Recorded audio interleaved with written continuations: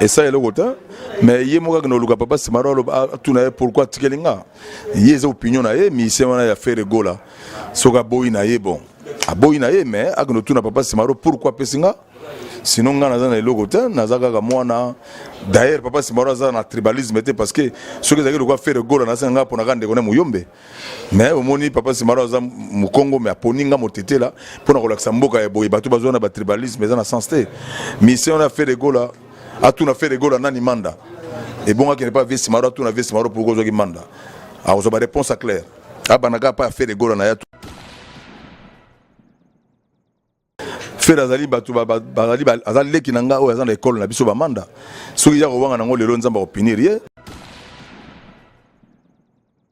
Ngai makambo ko fi aboya ki machine à voter nazana droit nazo mona pa na côté la ngota ya boy ya zalo ka ba yusundu azalo ko la ba alpha blondie na biso ba Congo azalo ko la ba atikali muto ko pesa respect na pays boy ya lobi na makambo machine à voter alenga manda na ko lo ba ki na côté lié ya makambo machine à voter ngo bien ngana bien ngota déjà bata poto ba lobi na ngo manda vraiment si maro za na elonge ba étiquette té il faut le ngona ba étiquette oui ça part so na sukeli bila mango nyonso ka kenango na ba étiquette ngo pe kenango oh nyonso ko yamba lo na okata ba étiquette.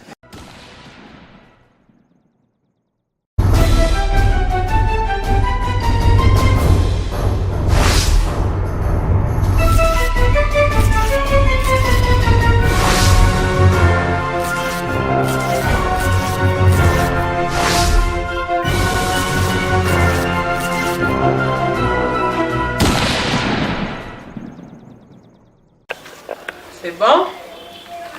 Quand on est dans la cave, émission, moi, make-up, ce qui est peigné. Là, ça va, Inda. L'émission avec Kumu Manda, parce que tu mets ça là pour avoir rêve. L'émission, il faut tout faire émission, Lilo. La Kumu. Parce que tu mets ça, nous, ça là. Rêve. Donc, là, ça va, Inda. Avec sa carte pour passer un maquillage, n'a évité la tchaka dans un maquillage, mais que venir. Dans la fille à make-up, t'es. N'est-ce pas? À 15 bangas, la soeur de fond, c'est là que créer le lit comme ça, qu'on parle là, ou ce que ça y est. C'est ce qu'on poudre de caca mini. Ok, non, parce que comment le bas mini, il y a une galère, ok, place, ça, il faut ça propre. J'ai rien, viens, donne-moi mes chaussures là, je vais mettre ça. Français car vous mettez maintenant tu as ta chaussure mais non pressentiment que ça émission moi bien quand on dit sandal côté la moi parce que les dames on a quelque baki ça na zombie na yemune mais sandal yo aga sandal ba yele pas boss late mana poyo talote. C'est bon? Merci beaucoup. On se retrouve chez tout le monde, bonjour Cléboa, bonjour très chers internautes. Je vous ai ébélé, vous avez un poste téléviseur Nabino pour notre émission Nabino préférée sur cléboa.com. Cléboa.com, c'est un site bien, site Tolinga Mingi. En tout cas, là, je pars directement de faire mes gros bisous à celui qu'on appelle de la nation Totombanda, qui est mon boss, Tarabos, Mora permettable, pas qui n'a pas besoin de ça, bien, c'est ma grande fille. Merci à Pichu Mangaya, boss, Lady Bobby, boss, Azaina Kin, Biso Tozaki, Té, mais Tokutana, quand même, Tosolaki. Merci aussi à Jolili Atala, à Cher et Annonce, dans mon sounipe, dans mon coup, à Bobby, boss, moi, bien, Sola, bien, l'homme de parole. Et il soit promettre le aussi au salam.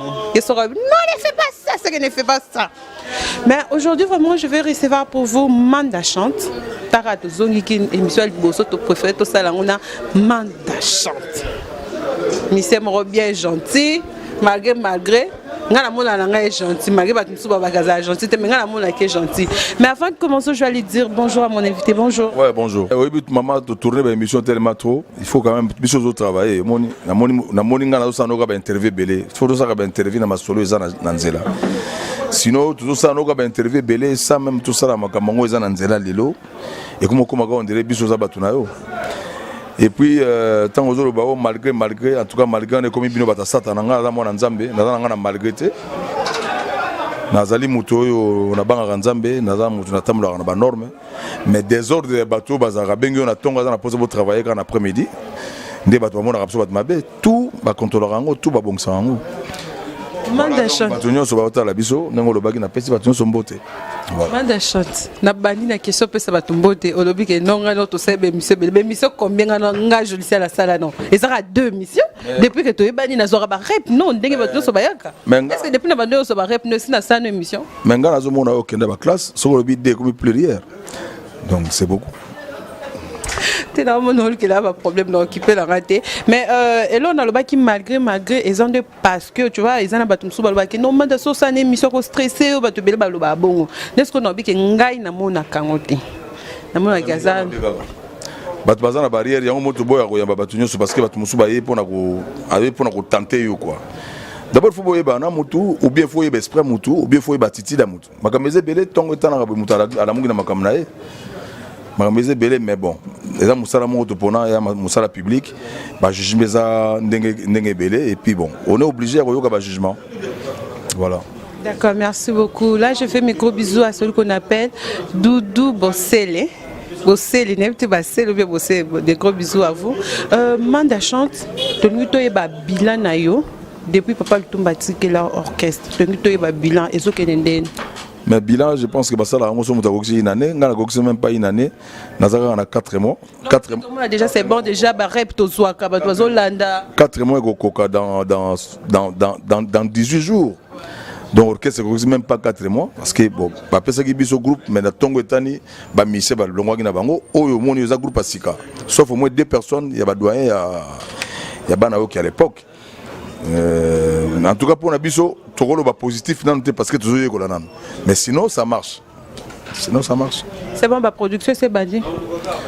Production au Bandaka a sur de petites présentations officielles. Bon, tout ça les productions. Mais si tout ça nous, la coproduction au Togo Bengango ya ba net ba modèle à répétition tout ça na yolo na kamina awa. Et ça base ya sika bana o ke bandaki fondation nango awa. Nde papa pesa ki biso place abi Bokenda kuna bosara musala chaque jeudi de 17h à 23h30. Mais le mardi au côté biso pour la raison tu vas to kangisa banze au moko puis pour la bonne marche fallait ko pambola mo ko pamela mo makamso mike pour la bonne marche. Mais sinon dans l'ensemble na ko ba no mo positif te na ko ba no que ça marche. Mais so pour na bilan, c'est là no comme ça na concert bon tout na boni. Bilan ça positif pour ce petit concert à sortie officielle. Voilà, on a pas na répondre à ma bilan. Madame, notre monde a production mon bokende qui quitte. On est à invitation ou bien c'est comme normalement tant que makamba na okeye écoute ki makamba référence na makamususu. Alors entre autres makamba écoute ki yaki nazala ba production ba Tanzanie, nazala ba production ya Angola et puis nazala la production Bandondo wana. Ba sala ki fête ya Monseigneur Moko. Monseigneur Papa Jean-Pierre Kwambamba. Nde ba pensaki bah il penser que bah bengi sangai na que no beta kuna na nenga référence et puis na bina non lelo elongi nazali nango papa Simaura pesinga chance na kamba orchestre na bana oke na kene na elongi ona bana oke to komi kuna en tout cas na kutana na ba mikolo ya makasi ba sepelek na musique ona et c'était bien passé. Et puis na depuis to za na Kishasa na to bimité na to beti concert ya bana okete awa to yoko beta awa et puis na koma Monseigneur je pense que to za la béni na yebsaki Monseigneur nengwana et on est béni parce que to beta ke concert moka bien o yazaki genete na comme na miso nzambe parce que les musique muso na mboka o mama même na ngama basala nzambe za musique zo honorer nzambe te mais oui maman est-ce que nzamba ngol bige binela ngai pour ma bineza ya ye ba danse ngo ya ndenge wana ba danse zobina ba léon de l'église il faut beaucoup prier pour ça na ba église zo mona bana mutazo bina pena na loketu moko tali moko mais oyo omoni nzamba za mutu balatela ga bien ba binela ga bien ba yembela ga bien ina zo ngela plus na maramba danse yo za musicien bino bola ba danse musupe bo binsa ba danse place omoni danse za bini pa mutu afande na kita kama wow. Mais pourquoi vous insistez que la danse mususu et comme ils ont côté dans l'église ça danse moi parce que bako binati ngai naza mutu oyo na sambela ki na banga kanza ya makasi na sayela ki nzambe au moins 9 ans na chorale nzambe oyo asala mokili boya ali nzamba discipline a nzamba masekite na ko critiquer te que na critiquer église na kata émission boy non nazolo bakaka bandimi ya nzambe bana ya nzambe balataka bien babinaka bien mwana nzambe ko bina loketo ko lekana nyoka longo nengo na te siko to koloba wapi mokili wapi nzambe c'est ça on ngala pa na yali ngosko bina ina loketo makasi ngasko attention koloba na ngo ko tongo luka ko juger bana nzambe dans l'ensemble de l'église nyos ah ils a remarqué. D'accord, merci beaucoup Mandachan. Skotobe est un solo album Tozelango quand album ya papa Simaro ndé to aller awa toza na kata studio to travailler Kozela quand je pense photo tsango na ba mois de mars il y a 2019 parce que année on a makamba ba vote na makamba belé nzemba oyeko le kamu pepe pamba ma vote zo chauffer biso dans ça ouais le kamu pepe mais oui disque ndenge mona kana ba bimisaka ngona moment il faut moment ikoma ce qui pour rater moment beaucoup raté makambo ko sana te ndeka to aller makamba vote kaka voter allez yo te disque na yo na ko yokango soko sali nzembo ya campagne peut-être ba ko yoka yo pour un moment ya makambo yango moni na bisaki papa ngabi soki moyen ko zana expérience ozanango mema yango na 2019 na ba mars tout le monde est to zana président ya sika ndenge nzamba ko sala et on a to zana na makambo susu et puis voilà. D'accord, merci beaucoup Mandachan. Mandachan sobetano du solo eza émission moto monaki na internet. Il y a musicien moko ya faire rigola asala ki on a concert na biso Lorette Aruna. Asala Kleboa ba tourner par rapport ya ndenge papa Lutumba tike le charge orchestre bino papa Lutumba fallait pas tike la yo. Et ça est le côté mais yé moka que no luka papa Simaro tuna pourquoi tike linga. Yé za opinion na yé mi sema ya faire rigola. Soka boy na yé bon. Aboyi na ye mais agno tuna papa Simaro pourquoi pesinga sinon nga naza na eloko te nazaka ka mwana d'ailleurs papa Simaro aza na tribalisme te parce que ce que zaki lokwa faire gola na senga pona kande kona muyombe mais omoni papa Simaro aza mu Congo mais aponinga motete la pona ko laksa mboka ya boyi batu bazona ba tribalisme eza na sens te mais si on a fait gola atuna fait gola nani manda et bon qui n'est pas vu Simaro atuna vu Simaro pour ko manda a ozoba réponse claire abanaka pas fait gola na ya tuna boni manda Mbala moko na asiri faire la website ko kene même pas vu Simarote. Ba réponse yo linga yangwana. Te ba réponse na ngaki yangwana te bezama moto remarquer parce que na côté pe na ba émission mususu avana ça na émission na remarquer que à chaque fois so ba tout no makambo ba voix ba musicien préféré ba tunyo so mais faire rigolo ntima ngote no yeba te parce que boyemba ka voix moko oui. Te wana ko singana na faire azali batu bazali azali leki nanga o azana école na biso ba manda. Soki ya ko wanga nango lelo nzamba opinier mais faire aza chanter bien na tikala ko boya mama faire te wana ba makambo lukila biso ba polémique d'ailleurs pas azali na opese mbote. Il y a les gifs 100 fois pour bino pour besoin d'information il y a les gars 100 fois pour ko lobaka ngana yemba pour ba manda. Siko yo na plateau na ko lobaki o no faire dans la promenade. Na promenade. D'accord, merci beaucoup. Mandachan to continue kana émission na biso. Nazana posa ya idée na yo. Il y a réponse na yo par rapport il y a makambo komeli ezokomela Koffi Olomide. Réaction na yo. Makambo ne komeli ko. O ya machine à vote ndenga loba machine ezo sala. Bon siko ko tuna nga musicien mukebo devant musicien munene loka Koffi. Tout parce que aux musicien munene oui. Ko ça la comparaison nga na Koffi Olomide te. Et la seule comparaison te na ngine ba réaction non parce que ça fait musicien. Ba réaction no ko loka ba ta génération na ye. Ba grand-père Boziana ba poussana même liko na ekono luka même ba papa Simaro sinon ngai makambo ya Koffi aboya ki machine à voter naza na droit nazo mona pa na okotela ngote ya boyi ya zaloka ba Yusundu azalokola ba Alpha Blondy na biso ba Kongo azalokola ba atikali muto kopesa respect na pays boy ya lobi na makambo machine à voter alenga manda na koloba ki na koteli ya makambo machine à voter ngo bien ngana bien ngota non parce que to mona ki émission mo ba tchaki titre que Mandachan za pour Koffi Olomide non bakosi c'est faux et archi faux bakosi ngai nazana opinion à Koffi te mais Koffi est un grand musicien c'est un grand frère a une expérience bien na pays a monné pays au tambola soit ko boya machine à voter yé mutasali a boya mafuna mais ngai mafuna machine yoga mafu machine à voter na yebi na moni yango ndenge zo legate ba benga ngana no mona ngokelo kuta obe ya solo pona loba mais en tout cas limbisanga na mangala ya kana makamno ngobele français ya makamno ngobele fana ba machine donc en tout cas Koffi les opinions na wana makamno ngate biso zo zela to voter un point bas. D'accord, merci beaucoup Tomo ke na suka émission na biso mais nazana posa ba un mot par rapport à makambo comme bande ko la biso na kisantu kuna. Et lo ka liboso dongo to banana yango mais au moni biso to fana na bamboka boye nga na voyager mboka presque nyoso sauf Australie na monde entier bisika de voyager Congo ze sika kutu ba scandale sala marate nzamba lingi mboka oyo na ningi mo sakana te to mona kana ba Italie mona banda ko dindi 1000 mai e bungi nzela na fa na France be mu pepe mo ke na mboka moko Nice à l'époque ba nzete koya batole longwa to pesa na maboka nzambe mokileza ya nzambe nzambe yebi pourquoi ça la bino wana mais na lingaki na ligne na biso ba musicien to tchane fiskata montant mo to ko tchako banata na $100 ça dit chaque orchestre ko tcha $100 biso ko tchana c'est la bana okeboye na référence ko tcha ko 200 batu nyonso ba paye 100 wana e ko kende na direction ya ba famille nyonso wana oyo bazui problème wana ate ko zala mingi ate ko sata pot na ba mission to ça calcul to zali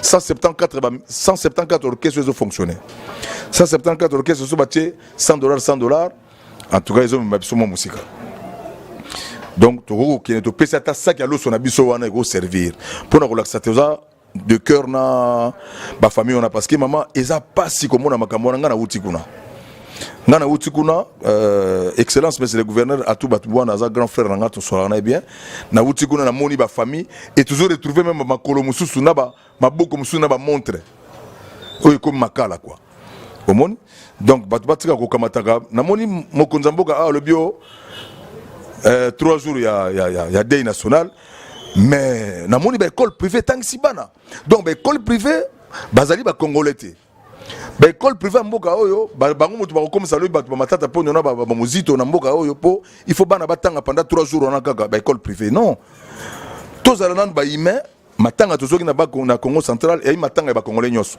so ba big day national comment ba école ya l'état est respecté ba école privée est tangi et que ba classe ça tout ça ba ime souté ça tout ça so ba imete vraiment il connaît ça li passi ngai bana ba ke école te na ipsi ba tu na bango na école ngabi non ba ok ba école te bande ko ba kufi maman Jolichard boni ba école privée ko zala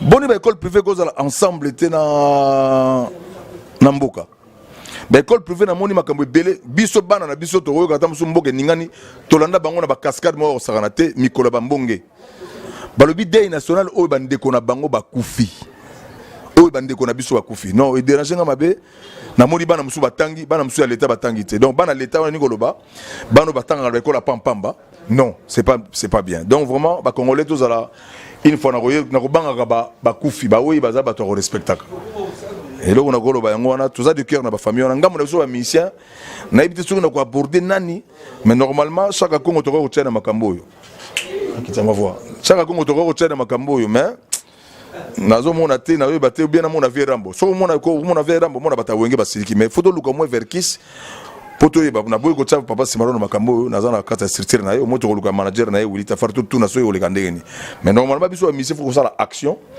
il y a action humanitaire il y a ça la biso ba mission comme ça bato ba théâtre pe ba ça la au mona mboke ko na bolingo muto a problème le gars normal donc pour nga tous ça de cœur na bato wana nyoso wana et puis na féliciter gouverneur wana excellence son excellence monsieur Atou Matubwana na féliciter courage na yo et puis na féliciter comment au sali courage ya bato le ba comité na Kinshasa na courage na yo o accompagner bato ba félicitations.